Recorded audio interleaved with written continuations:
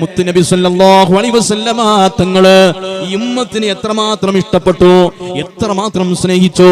ആ മുത്തുനബി പറഞ്ഞല്ലോ, അസീസുൻ അലൈഹി മാ അനിത്തോ, ഞാൻ പഠിപ്പിച്ചതല്ലാത്ത, എനിക്ക് ഇഷ്ടമില്ലാത്ത എന്തെങ്കിലും എന്റെ സമുദായം ചെയ്യുന്നത് എനിക്ക് താങ്ങാൻ കഴിയില്ല, എനിക്ക് സഹിക്കാൻ കഴിയില്ല എന്ന് നബി മുഹമ്മദ് മുസ്തഫ സല്ലല്ലാഹു അലൈഹി വസല്ലമ തങ്ങൾ പറയുമ്പോ, പ്രിയപ്പെട്ടവരെ, നമ്മൾ മുത്തുനബിക്ക് ഇഷ്ടമുള്ളതാണോ ചെയ്യുന്നത്?